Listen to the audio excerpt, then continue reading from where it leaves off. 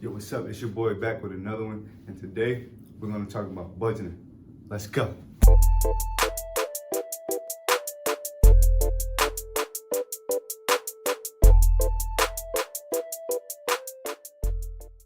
So growing up, I was always interested in keeping my finances in order, but I never really locked into a budget.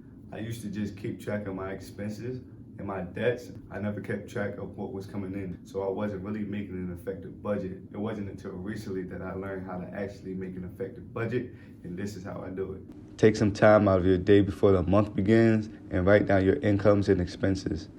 Once you have all that down, you can start your budget. Your budget will be split up into 3 essential categories: incomes, savings, and expenses. To have an effective budget, you must track 2 things: inflows and outflows of your money. There are 2 methods you can use to budget. You can budget on paper or use a budgeting app. This app is dope, and I will be jumping back and forth between the paper budget and the app to show you the 2 ways that you can budget. I will be going over a more detailed version of the app in a later video. So get out a piece of paper and write this down.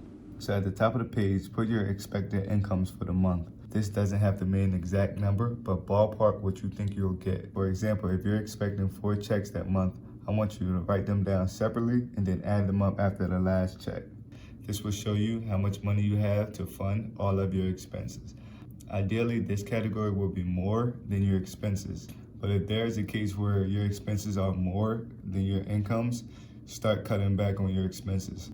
Cut back on eating out, cancel some subscriptions, stop going out to the club. This will take a lot of discipline. But if you believe in yourself and you want to truly have financial freedom, you will make sacrifices to get there. So this next category should be your savings. You should always have this expense first because you should always pay yourself first. Always, always, always pay yourself first. I don't mean put the money aside to buy expensive things like clothes and sneakers. You should build up 3 to 6 months of an emergency fund to cover expenses just in case something go wrong. Like I said in the first video, your emergency fund is there to cover things like car repairs. God forbid you lose your job. This emergency fund is to protect you from going into debt if that rainy day hit. Put this money in your savings account, and once you have that 3 to 6 months worth of emergency expenses, you can use the extra money to invest. And when I say invest, I mean buy assets and not liabilities. Don't buy things that's gonna go down in value, like a purse, like some Jordans. Invest your money in things that are gonna appreciate in value. And once you pay yourself, you can start paying everyone else. This last category is for all your expenses. This is the category where you start to see where all your money is going. You'll have room to cut back on some things to give yourself more money to save and invest. So what does this category look like? You should have a category for housing, transportation, food, personal, lifestyle, health, insurance, and your debt. So let's start with housing. This should have all your expenses that you're paying to live in your house, whether that's a mortgage, rent, heat, electricity, and so on. You shouldn't expect much wiggle room here because these costs are mostly consistent each month. Next is transportation. Your transportation should be pretty easy to track. You should put all your transportation expenses like gas, bus fare, Uber, and even the maintenance you have to pay to keep your car in good shape.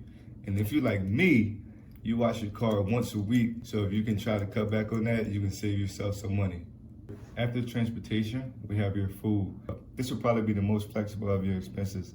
The food categories, you have 2 sections: groceries and restaurants. I try to budget about $150 for groceries, so I wouldn't have to eat out as much. After your food, you want to list all your personal things. This category should have clothing, phone bill, cosmetics, feminine products, subscription. You shouldn't have much money tied up in this category, so it shouldn't be a lot. Next is your lifestyle category.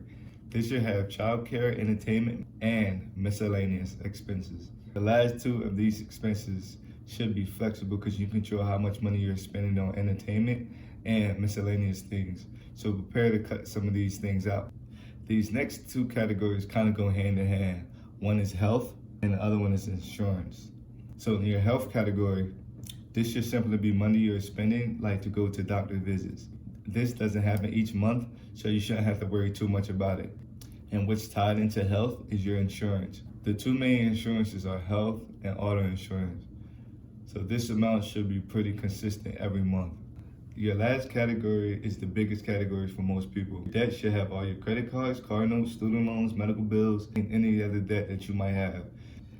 You should get out of debt as soon as possible, and I recommend that you read a book called The Total Money Makeover by a guy named Dave Ramsey. So that's it. I hope you learned something from this video, and I hope you continue your financial success journey. Make sure you like, subscribe, and share so this video can reach as many people as possible. Thank you, and see you on the next one.